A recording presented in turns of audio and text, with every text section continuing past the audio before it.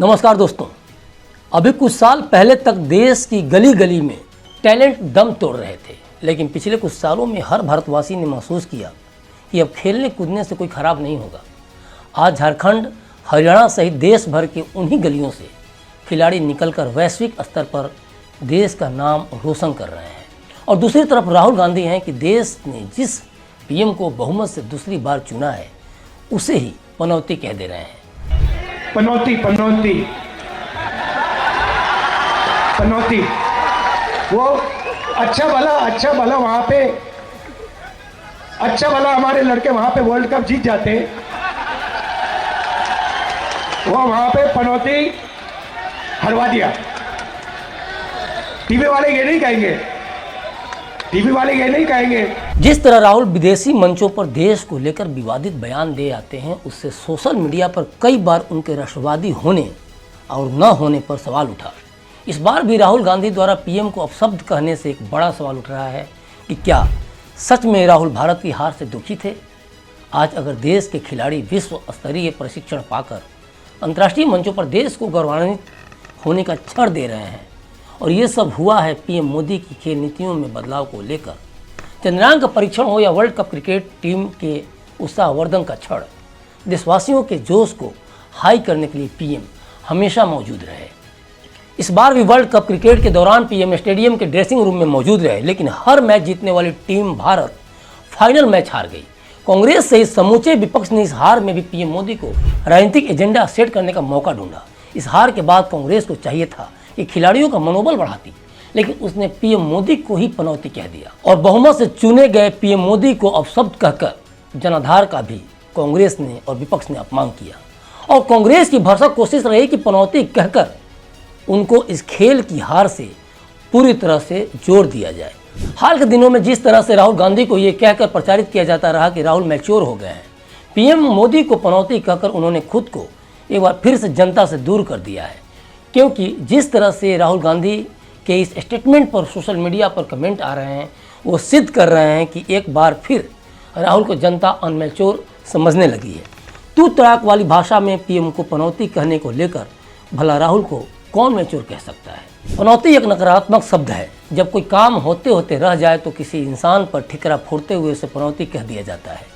पनौती शब्द का इस्तेमाल उस व्यक्ति के लिए किया जाता है जो अपने आसपास के लोगों के लिए दुर्भाग्य या बुरी खबर लाता है। देश के लिए पीएम मोदी दुर्भाग्य हैं, क्या राहुल ये कहना चाहते हैं? और उस पीएम को कह रहे हैं जिसने जनता ने एक बार नहीं दूसरी बार बहुमत से पीएम बनाया है। और जिस तरह से रुझान मिल रहे हैं पीएम मोदी के कद को लेकर, कोई देश में नेता नहीं दिख रहा है, तो तय मानिए कि तीसरी बार भी वे ही पीएम बनेंगे। पीएम को लेकर राहुल गांधी की तू तड़ाक वाली भाषा शायद ही किसी को अच्छी लगे, लेकिन राहुल गांधी अपने मन से अक्सर पीएम को तू तड़ाक करते नजर आते हैं। इसके पहले मेड इन चाइना वाले बयान में भी उन्होंने तू तड़ाक किया था। उसके बाद वे वर्ल्ड कप क्रिकेट में पीएम को पनौती कहते हुए तू तड़ाक कर बैठे। देखा जाए तो जिस तरह से राहुल बढ़ई बन जाते हैं, जिस तरह से वे कुली बन जाते हैं, ट्रक ड्राइवर बन जाते हैं या मैकेनिक बन जाते हैं, उनका ये रूप जनता के सामने कहीं ना कहीं एक भावनात्मक तस्वीर पेश करता है। लेकिन जैसे ही वे पीएम को तू तड़ाक वाली भाषा से नवाजते हैं, तुरंत क्लियर हो जाता है कि राहुल ये सब राजनीति के लिए करते हैं। खेल में हार हो या चुनाव में हार या जीत एक ही सिक्के के दो पहलू हैं। जिसके हिस्से में आज जीत है, कल उसके हिस्से में हार भी लिखी है। कोई लगातार न हार सकता है और न ही जीत सकता है, तो हार का कनेक्शन पनौती से क्यों? अगर देश में कभी कभी रिजल्ट मन मुताबिक नहीं आएगा या कोई पार्टी चुनाव में लगातार अपमानजनक हार का सामना करती रहे, तो उस पार्टी का मुखिया पनौती कहा जाएगा? या क्या देश का मुखिया राहुल की नज़र में पनौती हो जाएगा? दिसंबर 2017 में राहुल गांधी कांग्रेस के अध्यक्ष बने। अध्यक्ष बनते ही गुजरात विधानसभा का चुनाव हार गए। फिर ये हार का सिलसिला लगातार जारी रहा। 2018 में वे त्रिपुरा विधानसभा चुनाव हार गए। फिर 2018 में ही मेघालय, नागालैंड, तेलंगाना हार गए।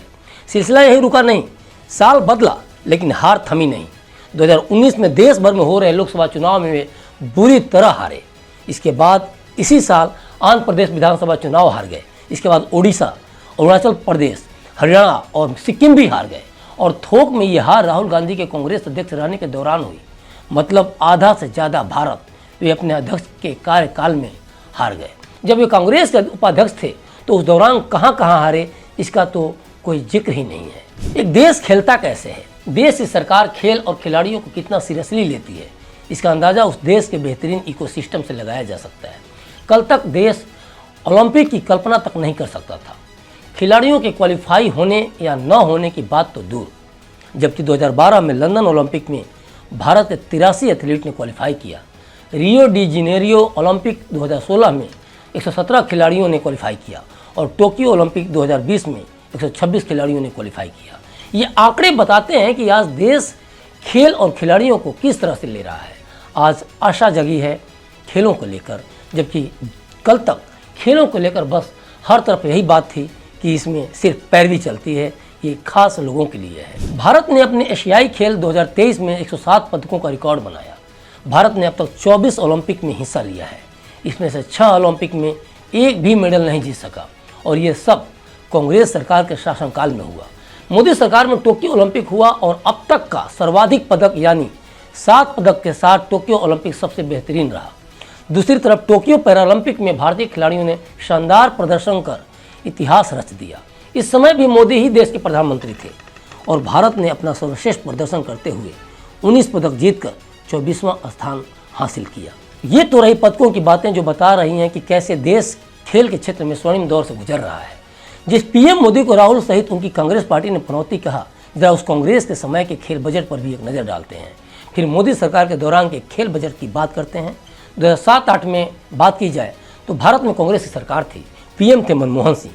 उस दौरान भारत का खेल बजट महज 708 करोड़ रुपए का था। 2009-10 में यह बजट 3637 करोड़ रुपए का हो गया था। लेकिन ये खेल बजट क्यों बढ़ा, जरा इसे भी देख लें। भारी भरकम खेल बजट भारत में खेल के इकोसिस्टम को डेवलप करने के लिए नहीं, बल्कि 2010 के दिल्ली कॉमनवेल्थ गेम्स के लिए रखा गया था। जैसे ही कॉमनवेल्थ गेम्स बीता, खेल बजट में फिर से कमी आने लगी। कॉमनवेल्थ गेम्स में घोटाले की बात साल 2011 में सामने आई, जिसे भारत के सबसे बड़े घोटालों में से एक कहा गया और मांग के मुताबिक कॉमनवेल्थ गेम्स घोटाले में देश को 70,000 करोड़ रुपए का चूना लगाया। इस पूरे घोटाले में सबसे बड़े आरोपी पूर्व कांग्रेस सांसद सुरेश कलमाड़ी थे, जो आयोजन समिति के अध्यक्ष भी थे।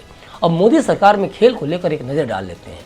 2007-8 के 708 करोड़ रुपए के बजट के मुकाबले आज का खेल बजट 4.5 गुना तक बढ़ चुका है। केंद्र सरकार ने इस साल युवा और खेल मंत्रालय को 3389.32 करोड़ रुपए का खेल बजट दिया है।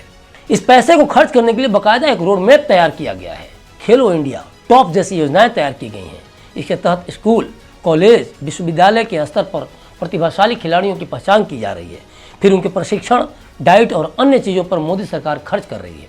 सरकार खेल और खिलाड़ियों के लिए जो नीतियां बना रही है, उसके बाद रिजल्ट भी बहुत शानदार मिल रहा है। हाल ही में शतरंज ओलंपियाड, जिसमें 186 देशों ने भाग लिया, फुटबॉल अंडर 17 महिला विश्व कप, हॉकी विश्व कप, महिला विश्व मुक्केबाजी चैंपियनशिप, शूटिंग विश्व कप, हर साल दुनिया की सबसे बड़ी क्रिकेट लीग IPL और क्रिकेट विश्व कप जैसे वैश्विक टूर्नामेंट का आयोजन भारत में हुआ। ये भारत में खेलों के प्रति उत्साह और उसकी मजबूती को बयां कर रहे हैं। और जब विश्व खेलों को लेकर भारत की तरफ से आशान्वित है, तो मोदी सरकार भी खेलो इंडिया के तहत टैलेंट पूल तैयार करने के लिए इस समय देश भर के करीब 3000 खिलाड़ियों को इस योजना के तहत प्रशिक्षण दे रही है। सालाना 5 लाख रुपए 8 साल के लिए इन खिलाड़ियों को दिया जा रहा है। देश के शीर्ष खिलाड़ियों को दुनिया का श्रेष्ठ प्रशिक्षण मिले, टॉप्स के तहत यह भी सुनिश्चित किया जा रहा है। अब चूंकि बात क्रिकेट से भी मोदी को पनौती कहने की है, तो जरा टीम इंडिया की रैंकिंग को भी जान लें। टीम इंडिया ICC की वनडे रैंकिंग में पहले नंबर पर पहुंच गई है। भारतीय टीम ने इस दौरान पाकिस्तान को पछाड़कर यह मुकाम हासिल किया। टीम इंडिया इस समय क्रिकेट के तीनों फॉर्मेट में नंबर 1 है।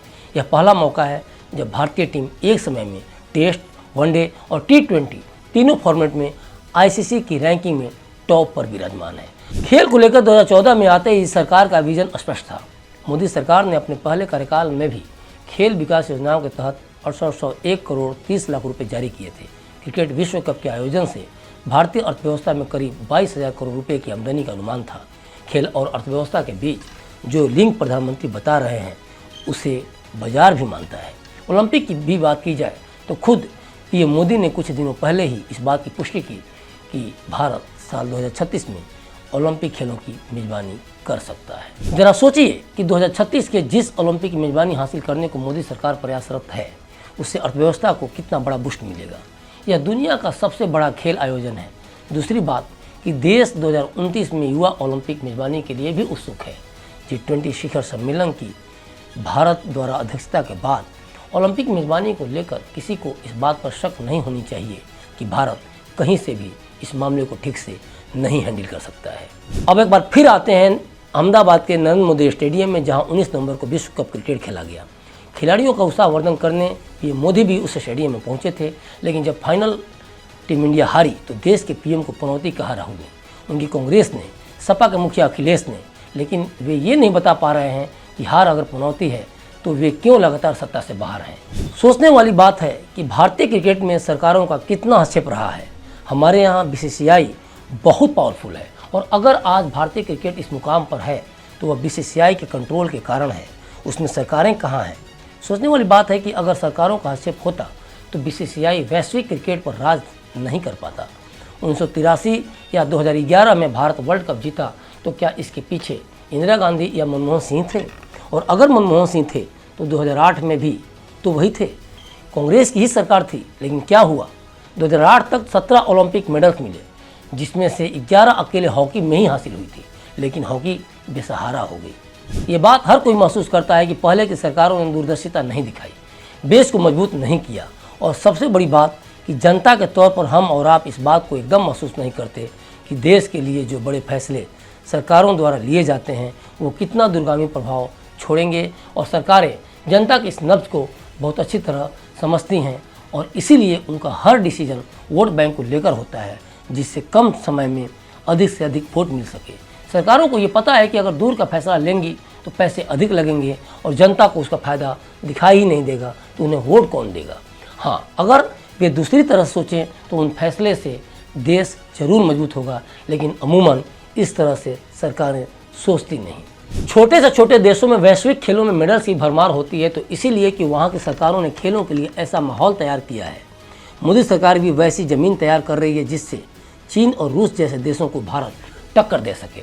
संयोगवश आप 1 या 2 बार किसी प्रदर्शन को बेहतर कर सकते हैं, लेकिन लगातार बेहतरीन प्रदर्शन के लिए ज़रूरी है कि खेल और खिलाड़ियों के लिए देश में एक ऐसा माहौल तैयार हो, एक ऐसी ज़मीन तैयार हो जो आत्मविश्वास से लबरेज कर सके, क्योंकि संयोग एक बार सौभाग्य प्रदान कर सकता है, लेकिन दृढ़ आधार देश का मस्तक ऊपर करने का अनगिनत क्षण, अनगिनत अवसर प्रदान कर सकता है। बने रहिए क्लिक इंडिया के साथ और मुझे दीजिए इजाज़त। शुक्रिया।